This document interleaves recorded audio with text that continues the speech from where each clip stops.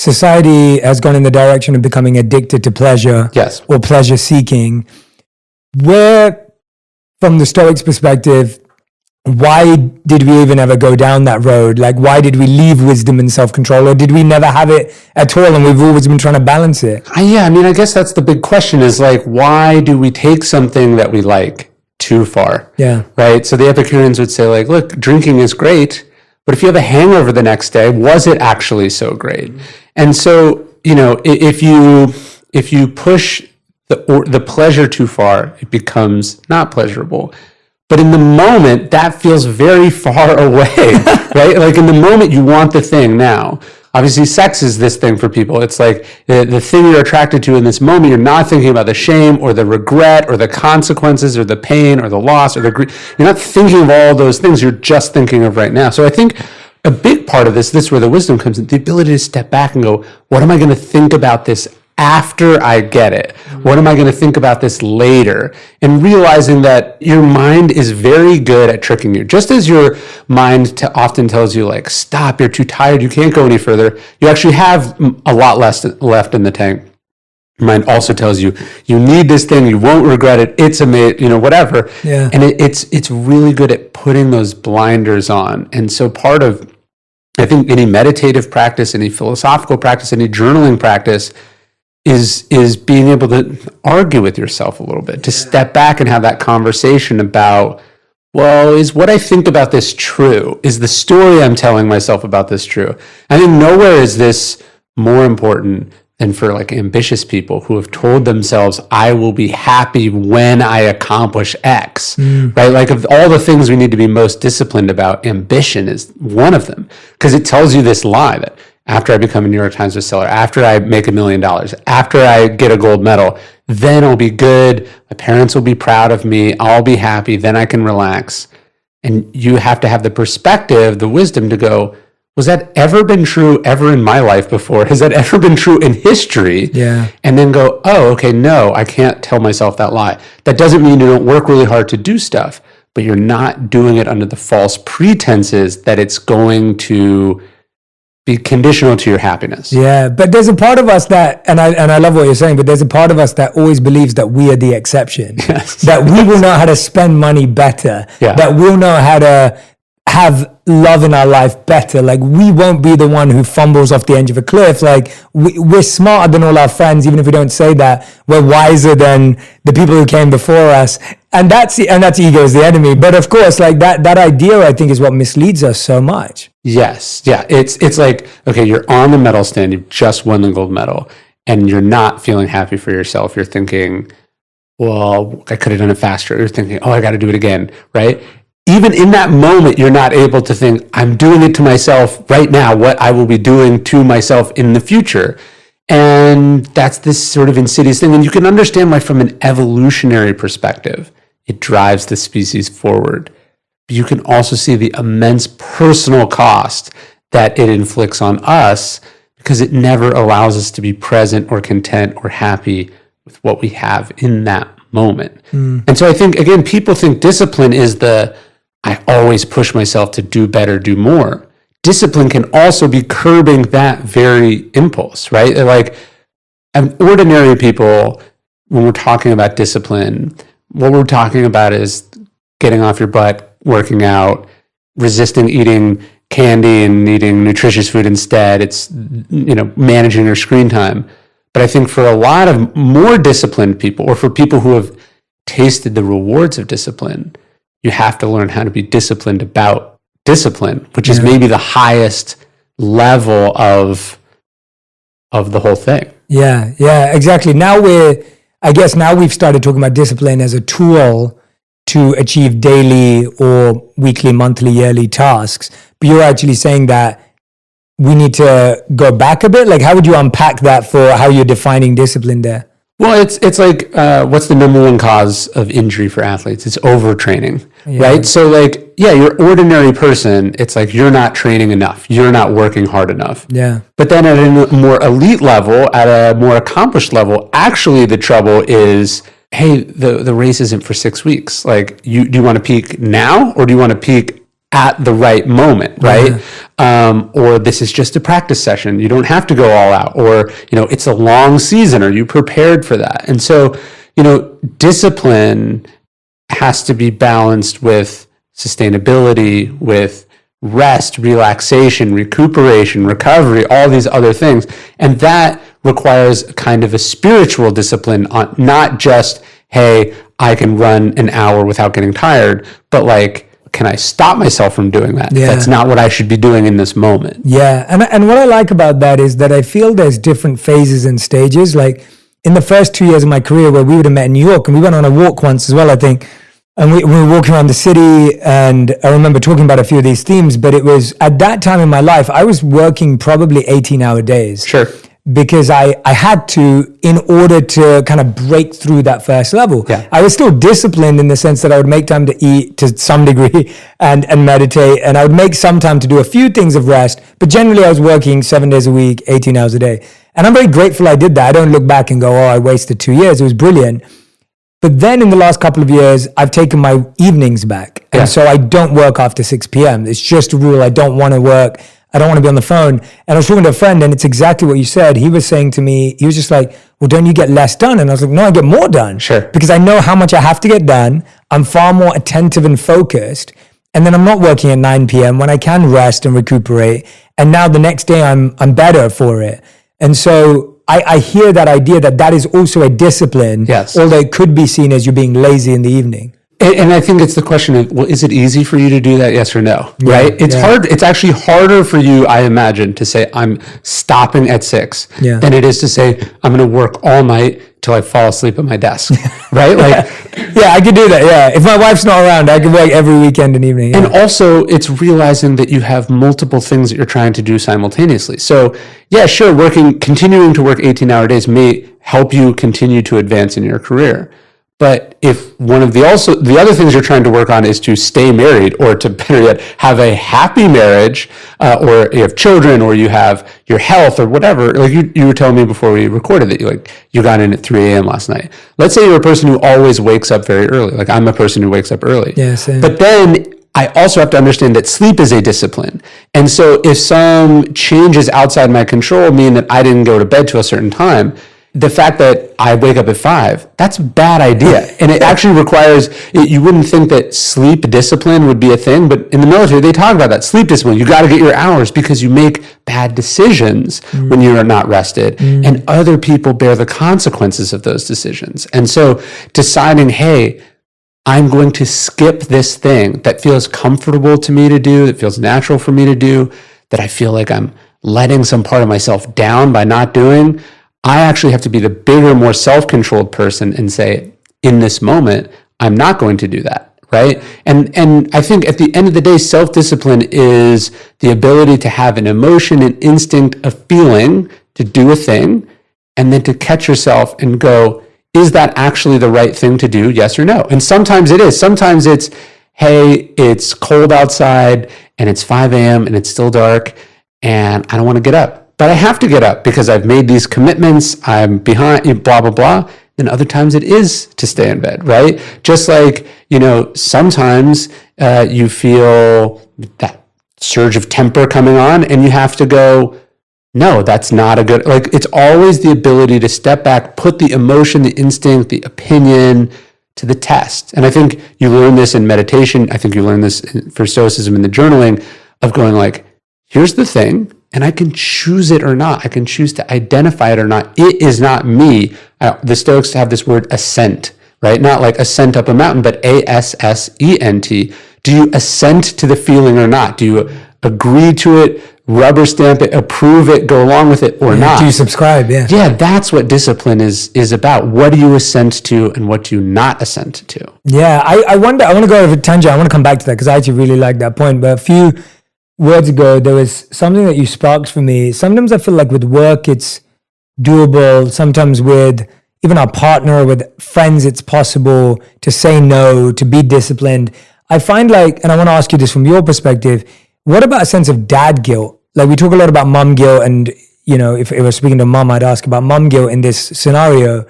But from a dad guilt point of view, like you're a dad, and I see you wanting to be a good dad, and you're very involved with your kids, but at the same time you're a writer and you're in a bookstore and you're doing activist work. Like there's so many things that you do. Do you ever feel like that's like the hardest place where discipline? Because it's like, even if a dad comes home at 3 a.m. and the kid wants him at 4 a.m., like, does the dad stay up? Like, what does the dad do? How does it work? Well, it's so insidious. What we do is we go like, I'm doing this for my family, right? And it's like, are you? Or are you doing it for you? Are you doing it for the money? How can you be doing it for your family if you don't see those people as a result of what you're doing? Someone told me many years ago, they said, love is spelled Time. And I think about that all the time. I mean, obviously, I always have things that take me away more than I would like them to be. And I suppose I could do nothing, but that would also leave me unfulfilled. That would not be me setting the example I want to set for my kids. But at the end of the day, realizing that everything I say yes to also means saying no to someone or something else. And in some ways, I try to use that dad guilt a little constructively. I try to go, okay, this person's asking me to do this thing, or this person's offering me money to do this thing, or this is some cool opportunity. They want me to go heli skiing in British Columbia or something. And I go, I don't want to say no to this cool opportunity. I don't want to miss this memory. I don't want to hurt this person's feelings. Then I go, but I am hurting a person's feelings. I am saying no to a memory. Like I am taking something away from someone. And that person is a 5-year-old. And they're going to feel it far more deeply. Someone else will take my spot on that plane to British Columbia. No one will spend that time with my kids. And so I try to use that guilt constructively in the sense that I'm reminding myself always that saying yes to one thing means saying no to something else, and that conversely saying no means saying yes, right? And that I always, as much as I can, I want to be saying yes to the things that actually matter to me, and I want to be putting my money where my mouth is. It's like if someone looked at your calendar, you say you put your family first, you say family is important, blah blah blah. But then if I looked at your calendar, what would it show, right? If there was a custody hearing, or, if you were being investigated, if you were being audited, what would the receipts show? Do you actually value them? Do you put them first? And like, it should be pretty obvious whether that's true or not. Yeah, no, I have an exercise in Think Like a Monk where I ask people to do their time audit for the week. And it's literally that, where it's like, and it's against your values because someone's values may be different, but the idea that your bank statement and your schedule show your values more than what you say. Yes. Right? The words that come out of our mouth are not actually our values. They're our aspirations. Yeah. Those are the values you wish you had. But the values that actually go, what do you spend your money on and what do you spend your time on? Like, that's far more what your real values are.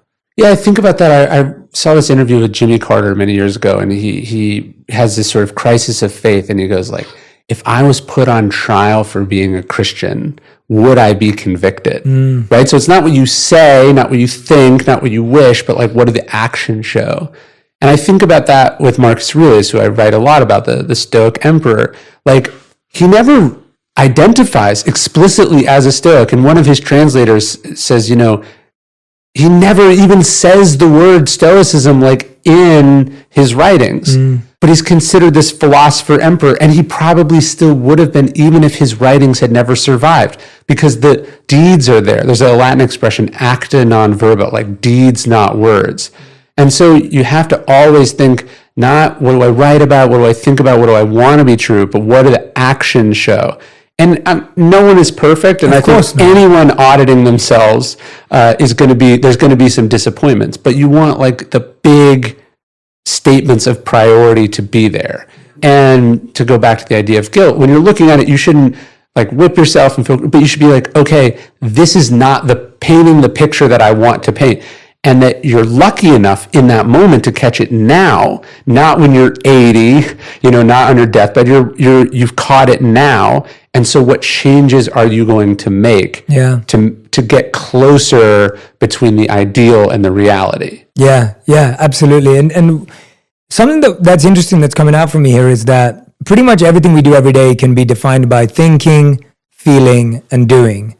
But I think we're living at a time where we're stuck in the feeling generation.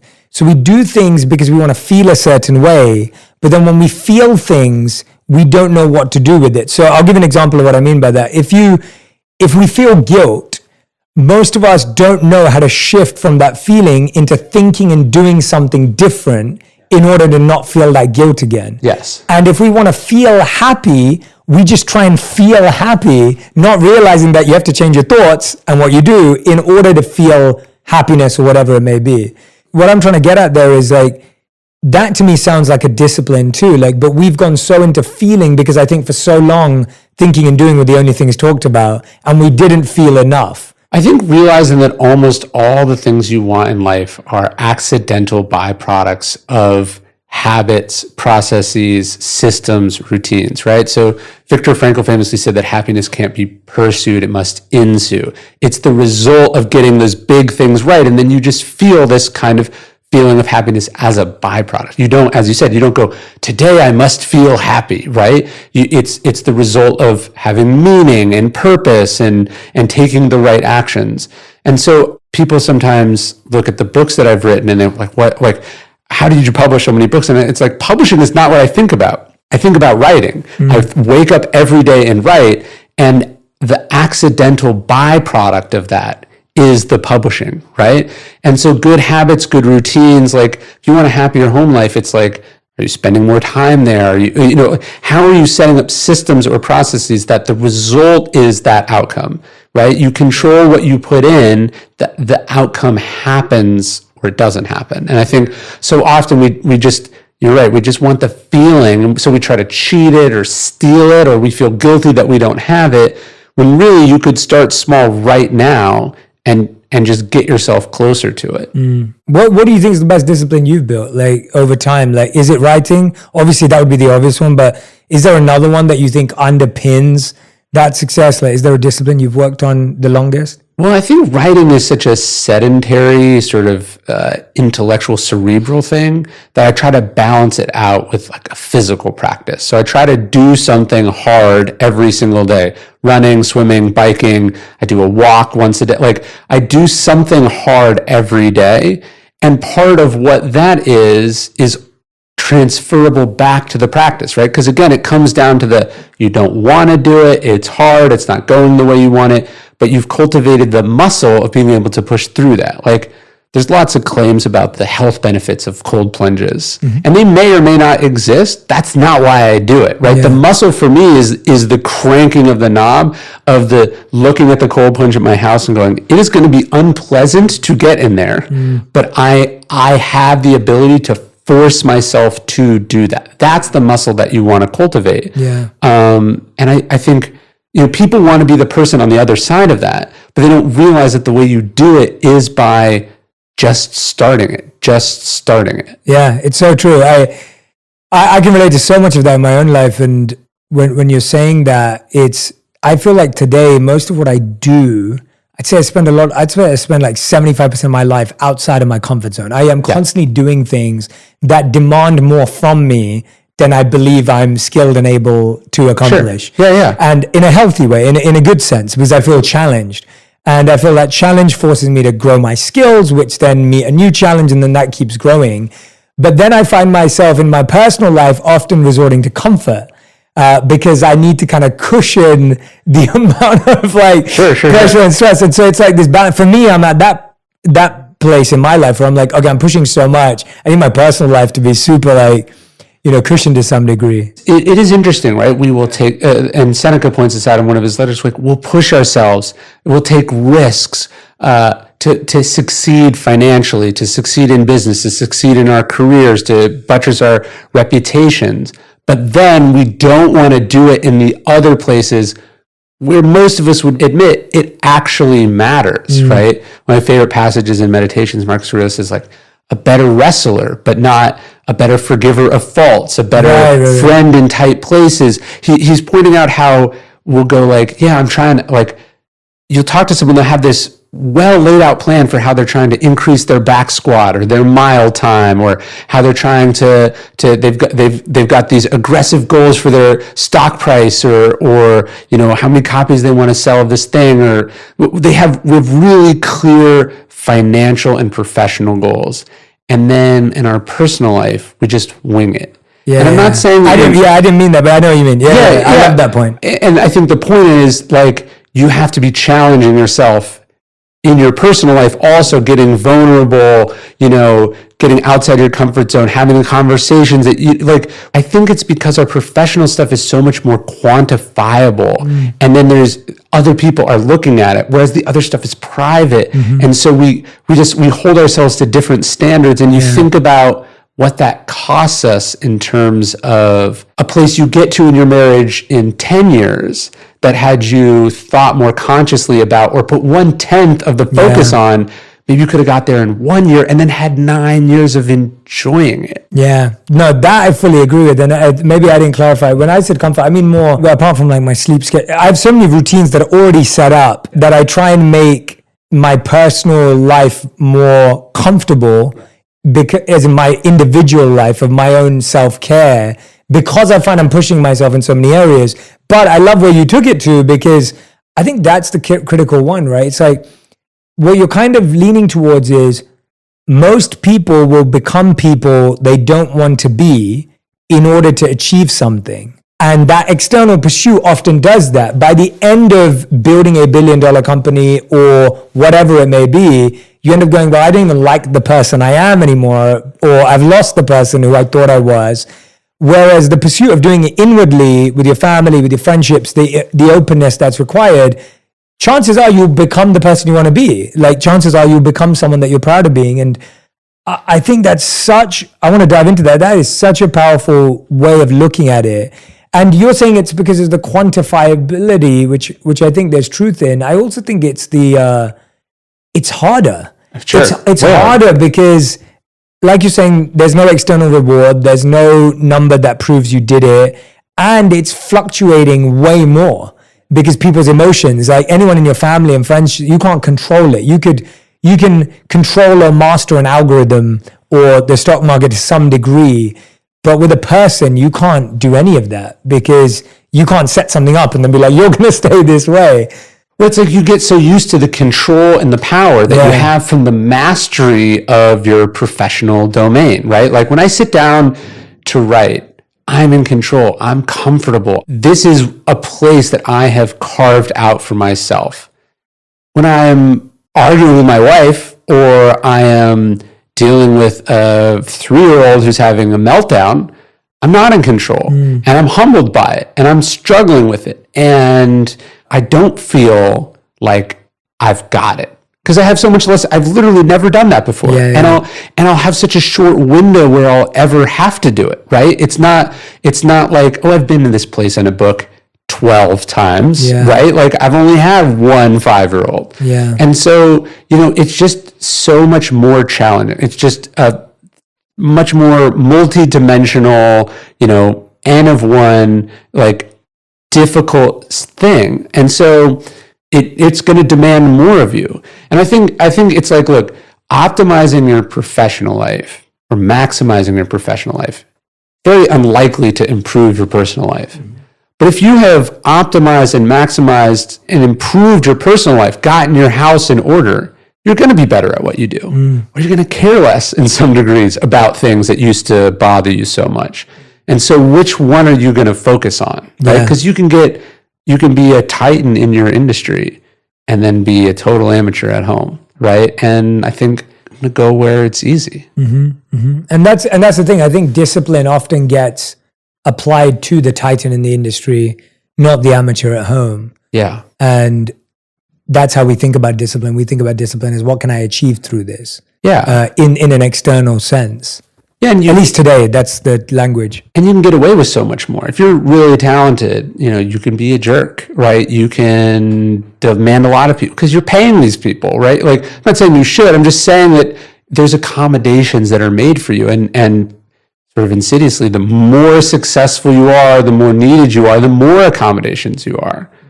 But there's none of that in the other area. And so there's some humility required, right? You're meeting equals on an equal playing field, and the discipline to say, like, I'm going to wrestle with that. I'm going to try to get better. I'm not going to allow myself to do these following bad habits. That takes a certain amount of self-control and focus and discipline. Yeah, I guess one of the biggest challenges with discipline is that we're trying to destroy a habit that we hate. Like there's this idea that it just has to break and go, right? If you have a habit that you don't like about yourself, whatever that may be, it's like you're just, or at least I found when I'm coaching clients and working with people, is that they have this like bitter feeling towards this thing that they have. Yeah. And they want it to go at all costs. But that almost makes you hold on to it harder. Like that makes you grip onto it and wrestle with it more. And I remember when I lived in India, a lot of the time, the analogy that was given or the metaphor that was given to meditate on, because we'd see it all the time, was like snake skin.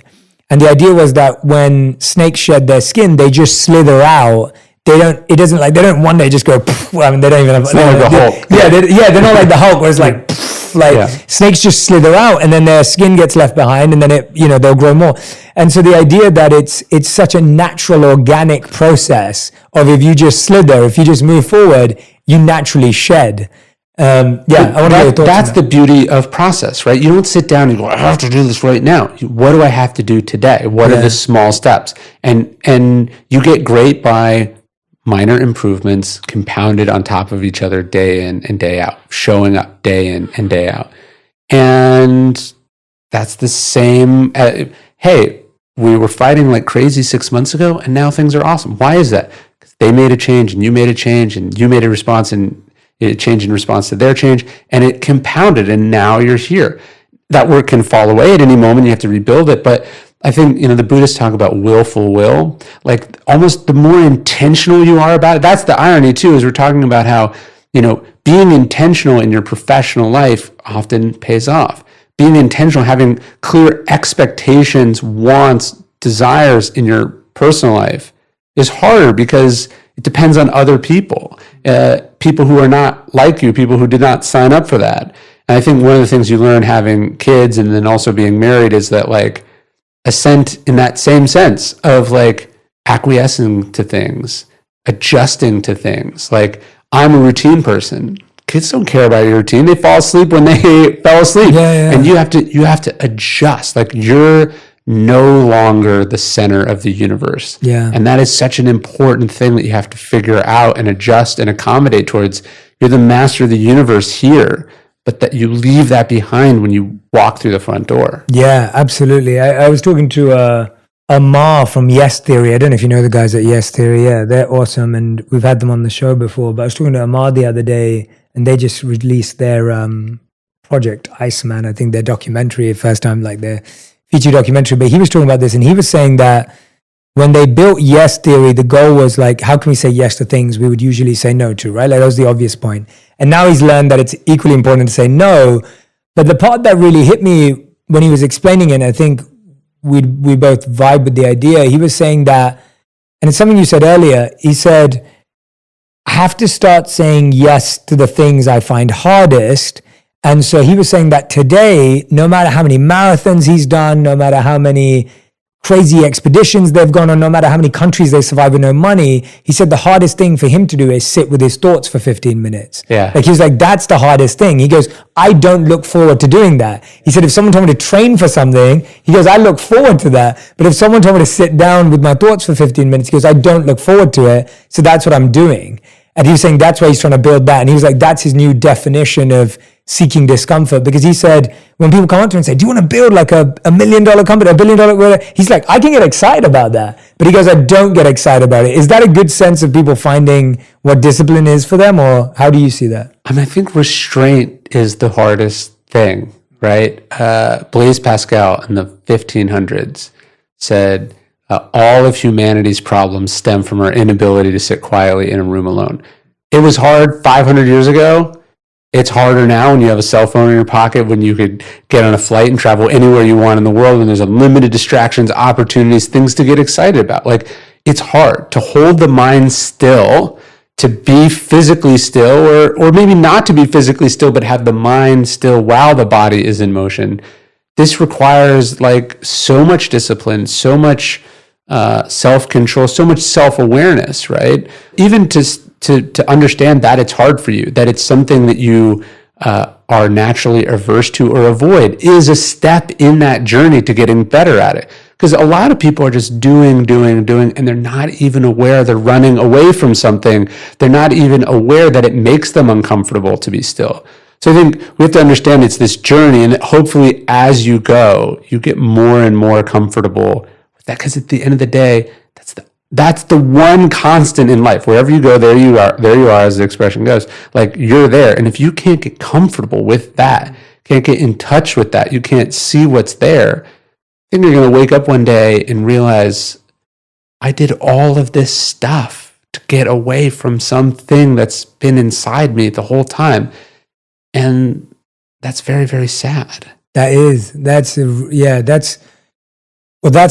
inconvenient truth of it, right? Like, that's the hard part, that you chased pleasure for so long that you completely missed what was already there. But I think, is it that we don't, what is your take from studying it? Like, is it that we don't know the benefits enough? Is it that we don't like processes enough? Is it that we're just addicted and there isn't because I look at, and I do think looking at very daily habit changes is the easiest way to build the muscle to go, I can do this. So I always give the example of when I met my wife, I was addicted to sugar. Like, I genuinely was, and I didn't even know it. I had a Sprite and a chocolate bar every day without thinking about it. It's how I got to college. It was life. When I was a monk, I didn't have either of those things, but that was more of a suppression, and there was lots of other interesting things to do, or I didn't need that kind of energy. When I came back, I like the convict who's sober in prison. Yeah, exactly. You don't have access to exactly. it. I didn't have access to it, and I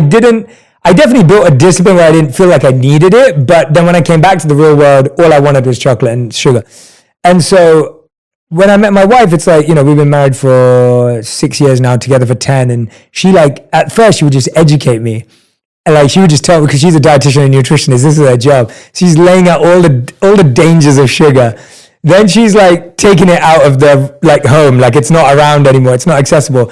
And then almost like it's taken 6 years, and I would say now I'm at a place where the habit has really transformed. That's like a 6-year journey. Yeah. And obviously it probably happened like halfway through, I'd say, like probably happened 3 years ago where I really started cutting out sugar. But it needed a coach. My wife was the coach. It needed a obedient or submissive student. I trust my wife on this area. It wasn't like, I didn't have an ego about it. She knows more than me about the body. And then on top of that, it needed a focus in the sense that in my health, we kind of did it one at a time without even trying. Whereas like we took out sugar first, we started working out next. Like she kind of did that even unconsciously. It just took so much. And I know obviously with the Stoics, we talk about mentoring and coaching, and there's always this cross learning. But I feel like now we're all trying to do it on our own. We are, and we're also expecting that it just happens, that it's this like epiphany. If knowing what to do was enough, everyone would be in great shape. No one would have any of these illnesses or problems that we have. It's so much more complicated than that. And I do try to remind people that it's a journey that you're on your whole life. There's passages in meditations where Marcus Aurelius is going, you're an old man, and you're still losing your temper. You're still worried about what other people think. He's like, you're still afraid of death, and it's almost here.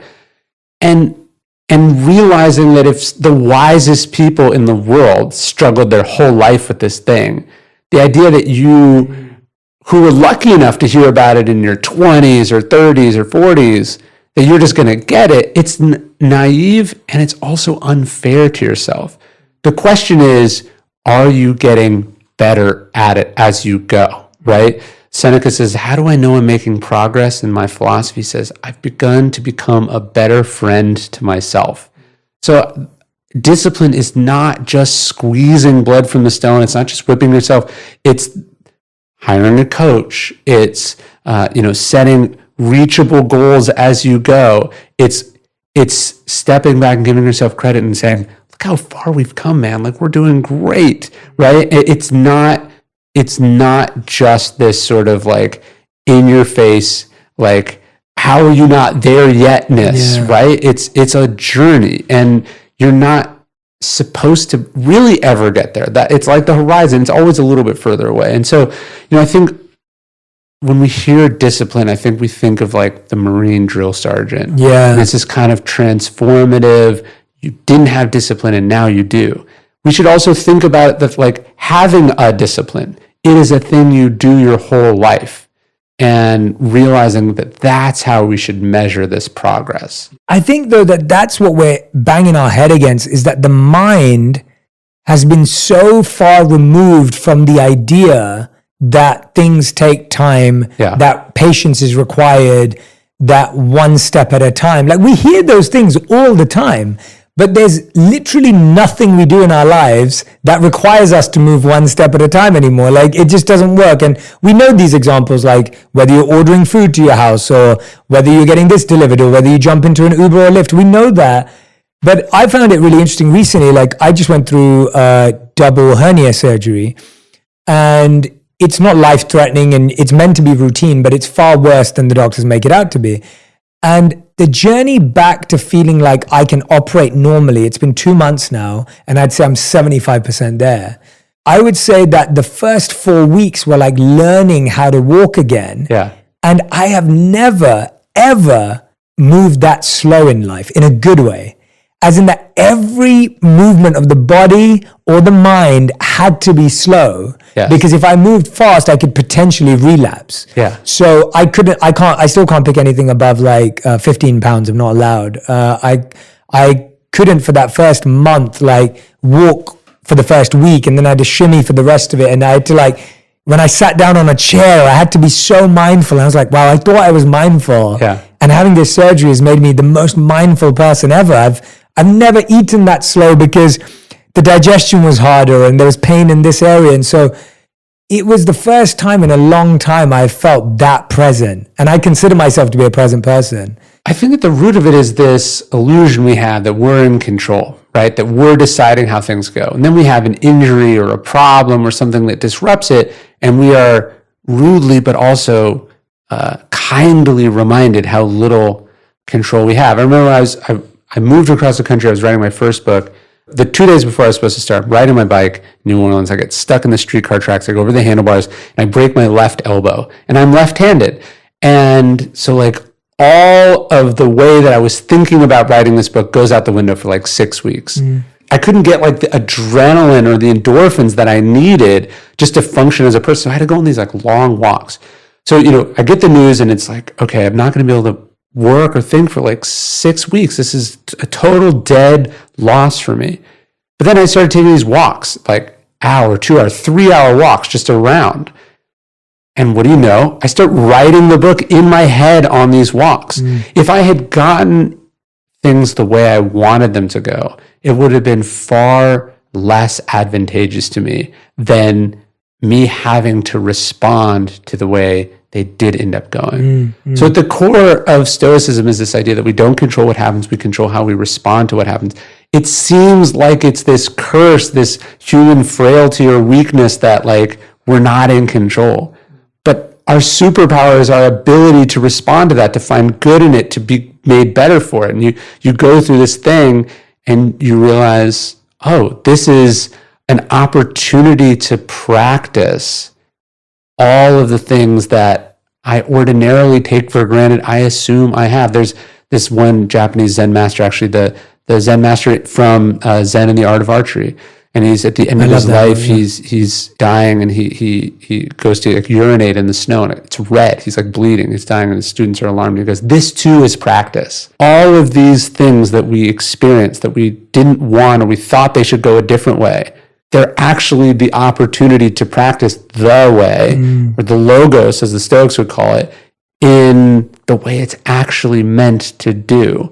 If we choose to be present, recognize it, and take that opportunity instead of fighting it or resenting it or wishing it were otherwise. Even I love that point that you mentioned, that even that was practice. Yeah. That is beautiful. Like that's magical. Like that idea that even in that worst scenario at the end of all of it was still practice. And if we could only wrap our hand around that, because I think we still think of practice and performing, practice and arrival, practice in the end. We still see it as separate. And there is nothing that's separate. Like that tree outside that's huge is still growing and being nourished. It's just you don't see it anymore. Yeah. And sometimes what I do with clients is I'll give everyone a seed and I'll ask them to plant it and take care of it. And that's like an old way of just learning growth, because it's so painful to be watering something every day and not seeing it grow, only to realize it is growing. Or I remember something they gave us in the monastery was like, they gave us this rope. It was like this really old rope, and it was already tied, and we were asked to untie it. And it's like most of us spent the whole of the first day we got it trying to untie it and failing. Yeah. Only by like day 21 to realize all we had to do was pull it a little bit every day, and hopefully it would unravel, because it was so tight. And so even if you sat there all day, you'd go mental and you wouldn't achieve anything else. Right. Yeah. It's the willful will, right? Yeah. It's like wanting it a certain way, needing it a certain way, trying to force it, as opposed to stepping back and letting it be what it is. It's like the way our mind works. Whatever is happening now, you will look back on sometime in the future as formative to who you become, right? And yet in this moment, all we're doing is trying to make it something other than it is, right? Like we will look back on COVID and see the good in it, the lessons that came from it, the reminders it gave us, the weird experiences we had, the connections, all of that. We'll look at that. But in that moment, all we're thinking about is when this will be over, whose fault it is, what it's cost us, right? Freud says in retrospect, the struggle will strike you as most beautiful. But it's such a shame, so unnecessary to deprive yourself of understanding the beauty of it now. Certainly perspective adds to it, it allows you to see it differently. But what if you could just not feel guilty, worried, anxious, resentful? Like, in the future, this will be a story, right? You'll have learned, but you could give yourself the gift of at least some of that now by accepting it and just seeing it as what it is in front of you, that it's practice. Yeah. And the challenge, I guess, is that because we've not had an experience, maybe in our early childhood or in our teens, where we saw that, where it was like we went through a difficulty, we built discipline, and we got over it, or we learned from it, as you're saying. I find that a lot of people have experienced difficulty, but then they were given comfort or shelter, or the difficulty was somehow removed or left. So you never got the opportunity to build the discipline muscle, if that makes sense. Like my wife will have to talk about, like, for her, if she went through a difficulty, like her parents would come and save the day. Yeah. Right? Someone would swoop in and solve the issue. Her sister would do her homework for her. And so as that happened more and more and more, it created this behavior of someone will save the day, that I don't need to build a discipline around this. Obviously, saving is coming from a good place. The other thing we do is we tell, it's so bad that happened to you. I'm so sorry. You're this victim, right? Like the first year of COVID, they would describe for kids that this was like a lost year. And I just remember thinking, like, how that language, patronizing, but also self-fulfilling that was for kids. Like when I would talk to my grandparents or old people that lived through the Depression or the Second World War, which were, by the way, a lot longer than COVID, they weren't like, oh, it was a lost time. It was a transformative, formative experience that in retrospect made them who they were, that maybe even if you'd asked them if they would have wanted things to be different, they would have said no. And we have the power to transform whatever we're going through into that thing. So yeah, by rescuing someone, you're depriving them of that thing, but also by telling them that there's nothing in this thing, that it's indisputably, inarguably bad, is to deprive them of the agency, the perspective, the gift that they have in front of them if they choose to see it that way. And we should emerge from this period, the very least, as you said, like if you haven't been through stuff like this before, where you just lived through an event of historic proportions, like you just lived through an event that your kids and your grandchildren, future generations will marvel at, and you emerged unscathed, maybe even improved in some ways. Like you should emerge from this with a real sense of what you're capable of enduring and surviving and adjusting towards. And that should give you a lot of confidence as you wake up and you experience things that are so microscopic compared to that thing. Yeah. Right? And you should feel armed with a certain set of weapons or tools that maybe you didn't have before. Like you've been knocked around and you didn't get knocked down. That's powerful. Yeah, absolutely. And in my own little way, it's like while I was going through my surgery, it was exactly that, where it's like, I can either sit here and think this is the worst, because it did feel like the worst for someone who's active, always on planes and always traveling, always working, to be completely off. And it wasn't even restful because it was painful. Like, it wasn't restful time. Everyone's like, we didn't work for a month. It must have been amazing. I was like, well, no, I was in pain. Yeah. But the idea that my mind at the time was like, this is the worst. I hate this. And when's it going to be over, right? Which is the same as COVID, which is the same as anything. Like, those are the three thoughts that go through our head pretty much, whether it's surgery, COVID, or anything else that's going on. And having to reframe those thoughts in the moment made it become a really beautiful process at the time. And now a sense of gratitude for it having moved on. But that's what I'm hearing from you, is like, you will reflect, well, hopefully you reflect afterwards, but there is a bit of reconfiguration that has to happen at the time. Yeah, there's a story about Phil Jackson when he's a coach of the Lakers. He gets this back surgery, super bad back surgery, and he can't stand on the sideline. He has to sit in a chair. And the way they had him sit, it's like a row back. And so suddenly all the things that he's comfortable with as a coach are not possible. He's not able to pace the sidelines, get up in people's faces, intervene, direct people. He just has to sit back and he has to watch. It's like the antithesis of his coaching style. And yet, and he's a sort of a Zen Buddhist sage guy, he realizes that this is practice. That he realizes that now the team's having to come to him. Now the team's having to solve some of the problems. He's having to explore a different way of communicating. He's having to communicate verbally better than physically. It's a way to change, adjust. He's forced to do it differently, and thus learns some things he wants to continue doing differently, now realizes he was taking for granted certain things that are actually super important, right? And so you can always take from this, like, it's this forced lifestyle experiment. Just see it as that, right? Like COVID, the biggest forced lifestyle experiment in human history. Things that people said were impossible had to become possible. Remote work, e-commerce, all these things.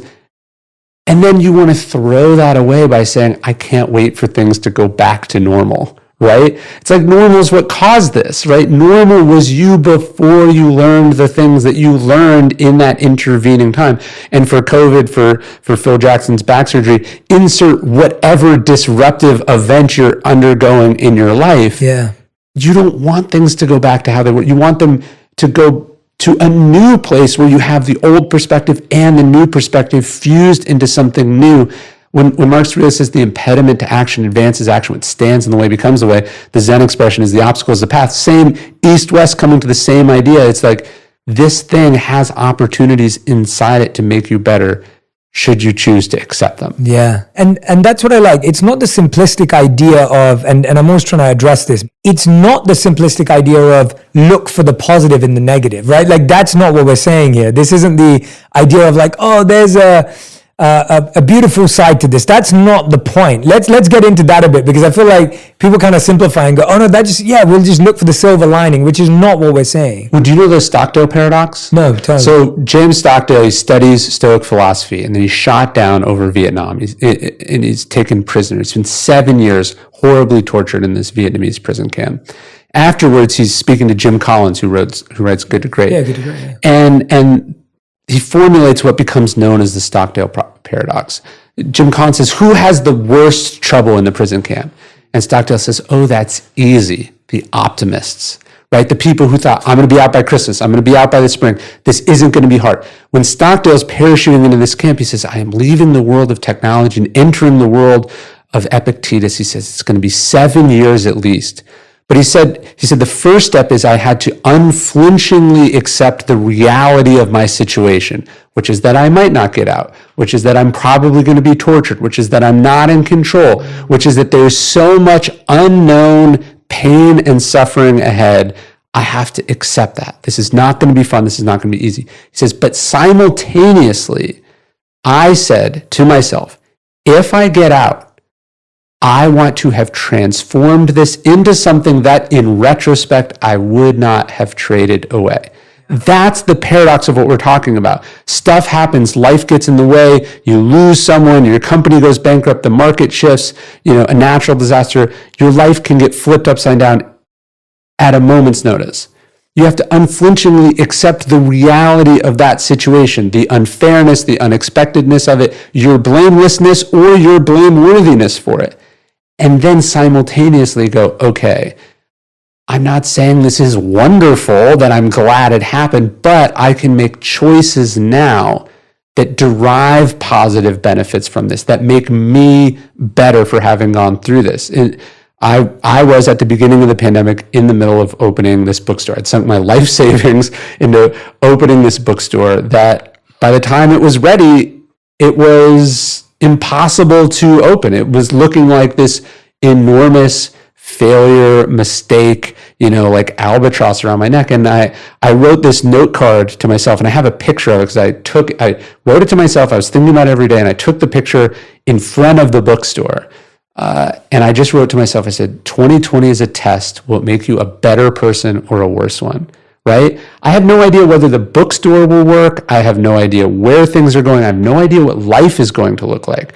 What I control inside that is I emerge from it a better person, right? More community-minded, a better spouse, a better thinker, a better writer, more patient, more self-aware. Those are the things I control within it. And so when we say the obstacle is the way, we're not like, oh, it's great this terrible thing happened to me.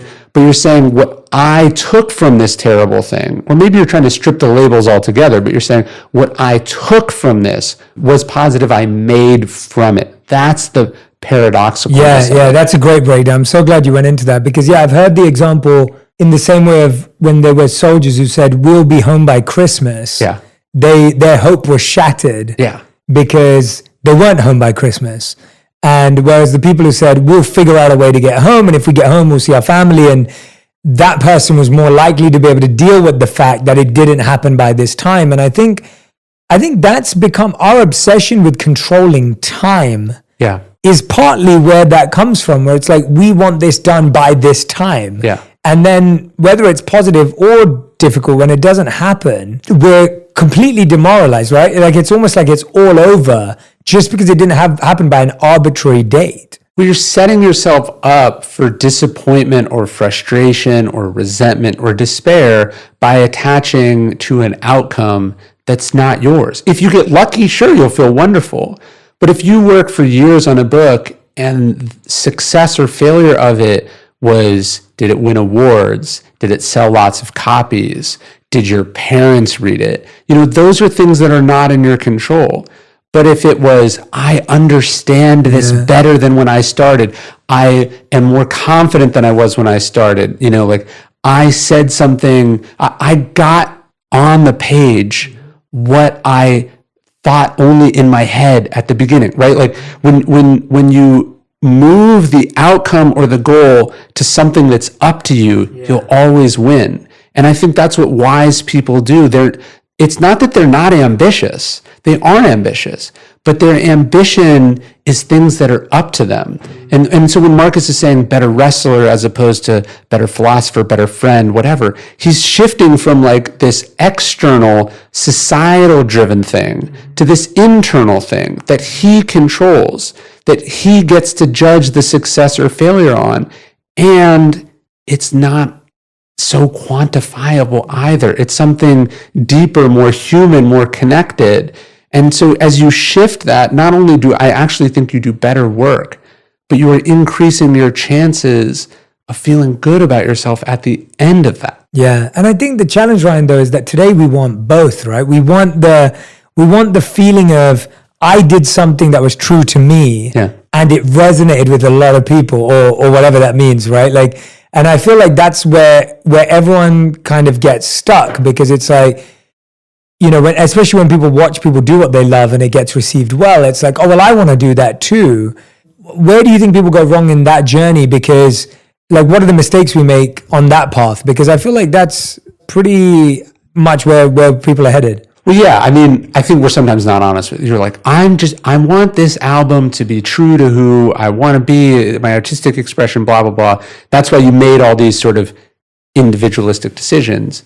But deep down, you have this sort of secret lie which is that you're actually judging yourself on where it lands on the Billboard charts, right? Yeah. So that's the worst of both, right? Because you're not going, well, what do I need to do to be commercially successful? And I'm consistently judging myself on whether it was commercially successful or not. You've set yourself up for maximum disappointment. But if you can say, look, here, my goal is to do my absolute best. My goal here is to get to the truth of what I'm saying, to express what's true inside here. And that's what I'm going to focus on, and I'm not going to waste any time on these other things. I actually do think, I'm sure you found this, is that does make better work. It makes truer work. It makes more authentic work, more relatable work. It actually does make a better product, but only if you are fully and honestly and deeply committed to doing it. It can't be like, I'm making the charitable donation, I'm doing it anonymously, but I still hope everyone sees how wonderful I am. Yeah. You know what I mean? It's you can't have your cake and eat it too. Yes, exactly. And I think it goes back to what you were saying a few moments ago, where it's like, you have to accept the reality, which includes your own intention.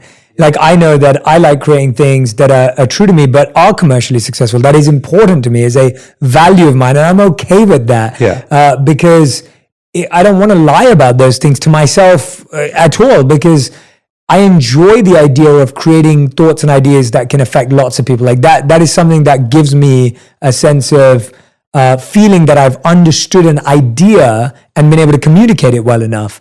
I guess what I'm saying is that it comes back to what you were saying at the beginning, that I don't set out to write a commercially successful book or launch something commercially. Like, that isn't what I set out to do. Set out to understand, articulate, communicate with myself, and write an incredible book. And then that leads to that. But at some part of that process, you have to think about the sharing of it. Yeah, of course. And I've learned a lot from you in this regard. Like, you're not helping yourself or your ideas by rejecting what makes them accessible or shareable, or turning your nose up at this tool or that tool. Like, look, like when I want to learn about an idea, I want to read long form books about it. That's the medium that I'm comfortable in. I don't think TikTok, but millions of people do think TikTok or Instagram. And to turn your nose up or close your heart off to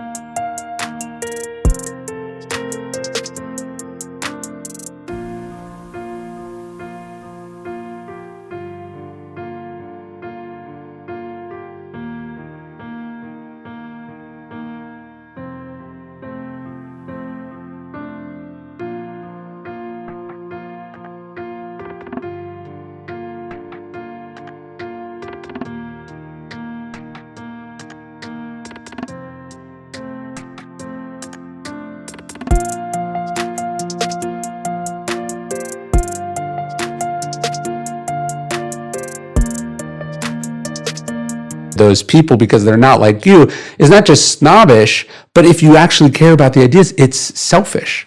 And so I don't think they're mutually exclusive, but I also think if you're on those platforms and you're letting the algorithm decide what you do and don't do, Correct. You are sacrificing the whole reason you became a creator in the first place. Correct. Absolutely. And I think that's the balance, right? It's like there's people who just completely sell out for the algorithm. And then there's the selfish creator or the snobbish creator on the other end who thinks they're too cool. Yeah. Like, it's kind of like this badge of honor where it's like, oh yeah, I don't need to do that. Like, I don't care about, and I'm like, that defeats the whole point, because I'm hoping this book was a compassionate expression of service, hopefully. And maybe it wasn't. Maybe it just was a selfish, arrogant move of professing your ideas, and that's like the best thing about it. And so you have sellouts on one end and you have selfish on the other end.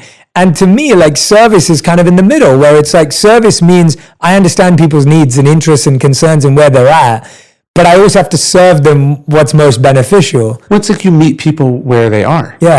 And like, there's almost a greed to it. It's like, well, I wrote in a book. If you want to hear it, you can buy it, right? Well, what if they're not ready for that? What if they're too busy for that? What if they already did buy it, but they just need a reminder of it, right? And so there's different, just in the way that like, look, I also read in English. That's the only language that I speak.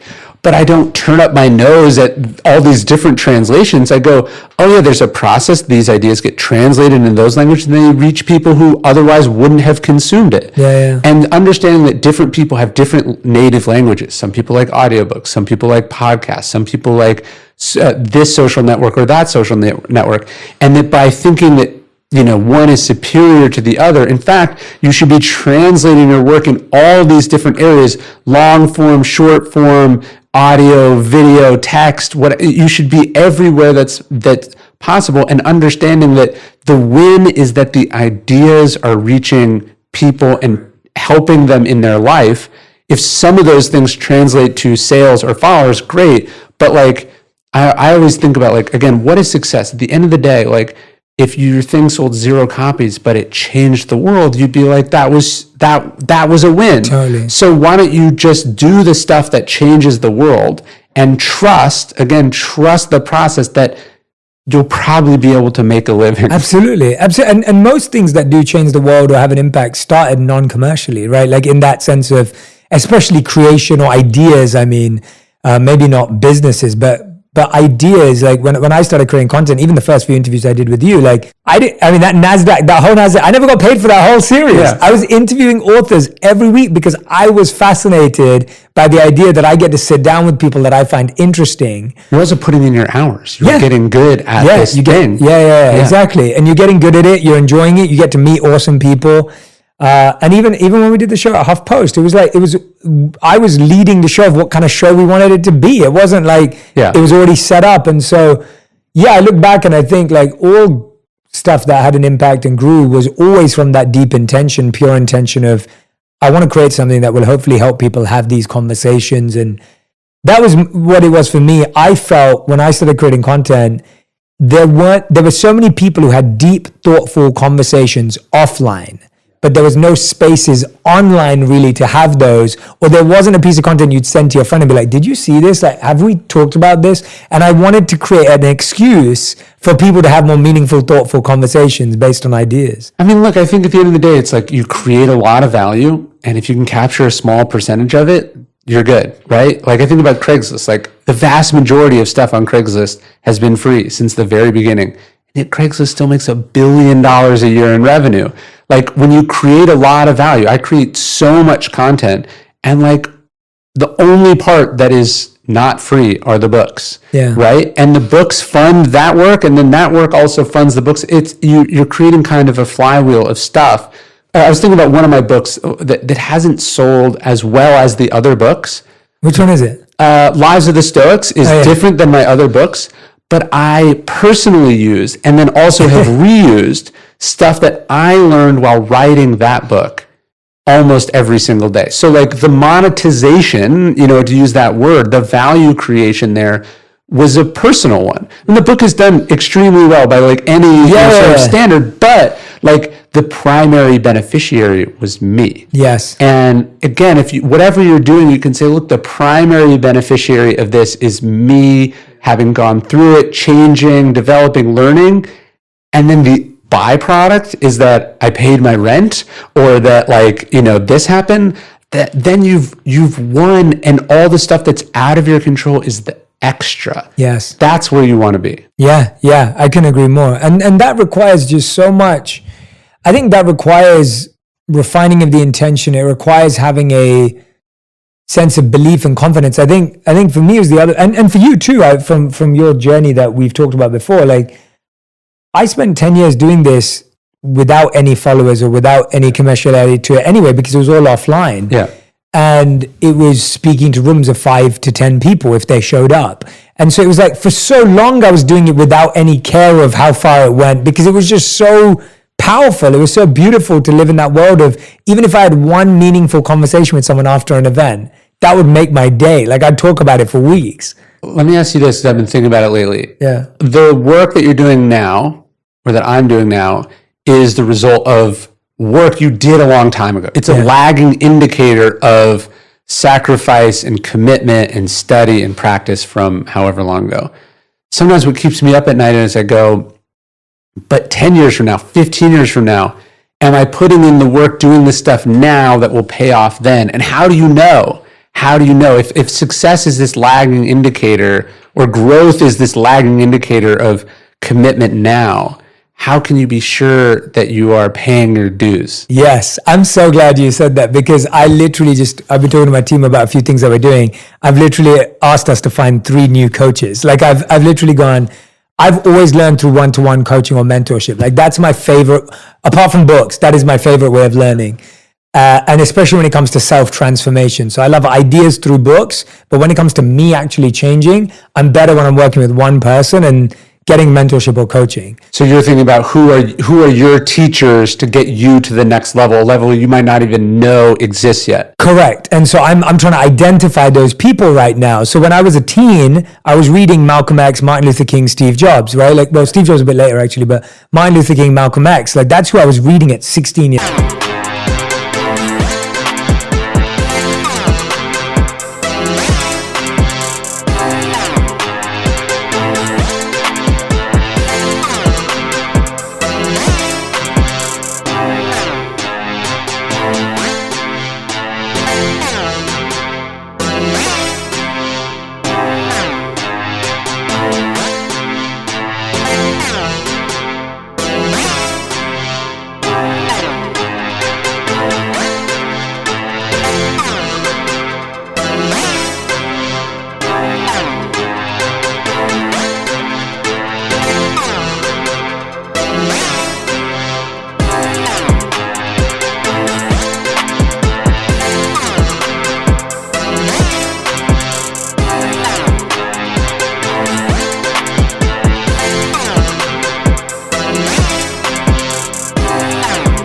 Years old. Sure. They were hugely formative in my ideology in so many ways.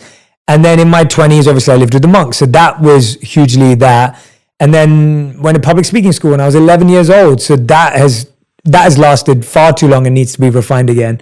And so, yeah, I completely agree with you. I look at all the skills I have today and I go, where do they need to be refined? Yeah. And then I look at, well, what are the things I'm missing out on because I'm not exposing myself. Now, I do think that I do find having the podcast very fortunate because I do get to sit down with a lot of people that I seek mentorship from in an informal sense. And then I can be like, oh, well, I'm really going to do a deep dive on that person's book. Or like Gabor Mate was just on. Yeah. He's amazing. Like, you know, and people have known about him for a long, long time. This was the first time I interviewed him, but I'm like now doing a backwards reading of all of his books. Sure. And so I love that, you know? Yeah. It's like, what rabbit holes are you falling down? What sort of new, it's like a great athlete. It's like, well, what am I adding to my game this off season? Totally. And like, how do you not get complacent and coast? Because you could be coasting for a long time and not realize that your skills or your speed is slowly decreasing before, and then it's too late. Yeah, that's such a good point. And I think the thing that hit me there, what you just said, is just, it's also what skills do I need that I'm not trying to see the results now? Yes. Like what is something I'm happy to let kind of simmer and build and just organically grow rather than like, I'm going to learn this skill because next week we're going to launch this thing. Like that's not what I'm talking about. Well, all the things you were talking about that made you who you were, those were never means to an end because the end was inconceivable, right? Like, it didn't even exist. Absolutely. But somehow it was the perfect like training montage for who you became. And how do you make sure the montage is continuing as opposed to this once in a formative thing? And then, you know, every once in a while I'll do a talk and like, it's the person before me, you're like, oh, you've been doing this a long time the exact same way. And you stopped. And you don't want that. Yeah, exactly. And I think partly that's also me allowing myself, at least for me, and I'm only talking about myself, but I think this is helpful for people.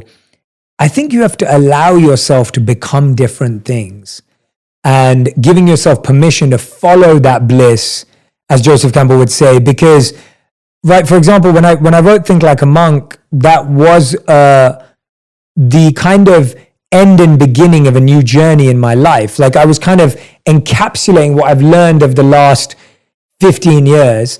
And then it was like, well, now I'm in a new space. Like I'm a married man now. I'm a business person. I'm so many more things. And so it was almost like me saying, okay, well, I'm going to put this wrapper on this right now. And now my next book's all about love. And there's loads of people going, Jay, like, why are you writing about love? Like, why? And I was like, because I'm fascinated by love. Like, and I'm okay with answering that question of why love. I don't want to continue to write books. I mean, by the way, the love book is full of wisdom I learned during my time as a monk. Of course it is. But the point is that I don't want to be defined by that. And I don't want to limit myself to any human experience, because then I'm basically saying I have to be this. And that's what performers do. Yeah. I have to play this character for the rest of my life. And then you get typecast in your own life and you don't let yourself. And I'm like, maybe my next book will definitely not be about love. I know that for a fact my next book's not about love, but I'm okay with that. Like, I like the idea of I'm letting myself go in the direction of whatever I want to become, because why would I limit it now? When we talked about, like, cranking the shower handle, that's a muscle, right? My first book was about marketing. Yeah. I could have sold my next book about marketing, my next book about marketing. I could be still doing that. I could still be speaking about that first book. And when I went to my publisher and I was like, I want to write about this obscure school of ancient philosophy, they were like, what? They were like, how's half sound? Like, give me half what I got from my first book. But that's that muscle. I was like, I don't care. This is what I want to do. Yeah. And so when you cultivate the ability to do that hard thing, the challenging thing, the different thing, the investing in, like, being bad at something to get good at something. You think about Tiger Woods, he's changed his swing 3 or 4 times from the ground up. That's the real muscle that prevents you from sort of ossifying or declining. It's the ability to go, like, just because I'm here doesn't mean I'm going to stay here. I want to try and do something radically new or different that I hope will work commercially, but I know personally I will emerge better, right? Like let's say that the book doesn't work. I'm sure it will. Let's say it doesn't work, but you're like, hey, my marriage is better as having done it. That's a win from top to bottom, right? And then, you take that with you as you go. For me, writing it, I wrote a completely different book than the one I thought I was going to write. And I wrote it 3 times. And the first time it was too raw and probably too, like, it was probably too tough a read. And the second time it was too shallow. Like, it was totally, like, not what I would want to do. And then the third time we got the balance right. Yeah. It's funny what you said about earlier, like the discipline of trying to get out of doing things wrong, but the discipline of ambition. Once you've had one success in anything, most people grip onto it because now you've had a taste of it. Yeah. And now you're scared that if you don't be that person, you will lose it.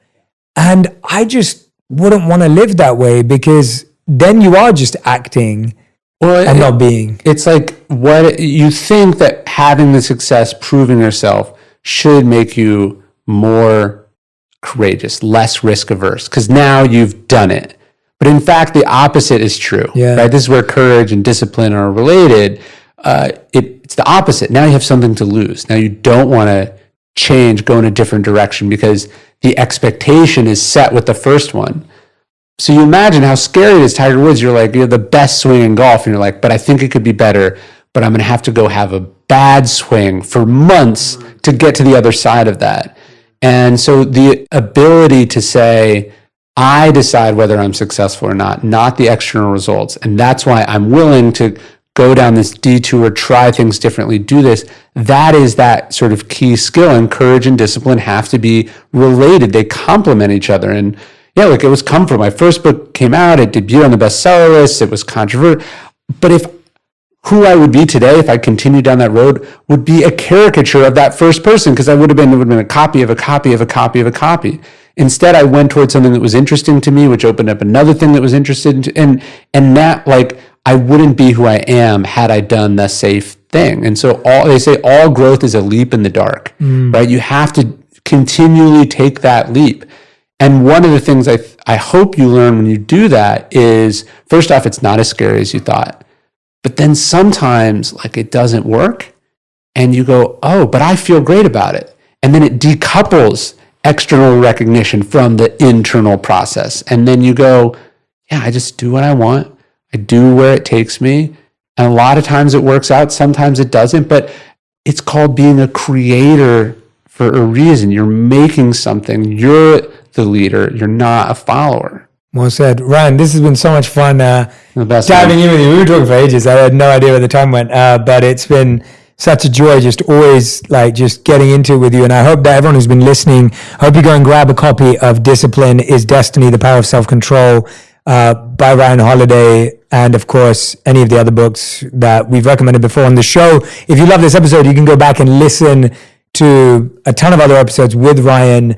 And again, I hope today's episode, I tried not to do, for everyone who's listening, and I've been trying this more recently, I tried not to do a systematic conversation of breaking down how to build discipline, and which, I've been avoiding that kind of hack kind of conversation recently, which I think you've been really resonating with, because I think sometimes the penny that needs to drop isn't the how-to, it's kind of like the churning of the idea in your own self of coming closer to what it truly means for you and making sense of it. So that's been my attempt, at least, and I hope that's coming through. I hope you enjoyed this. Please do give me feedback on Twitter or Instagram. Tag Ryan and I.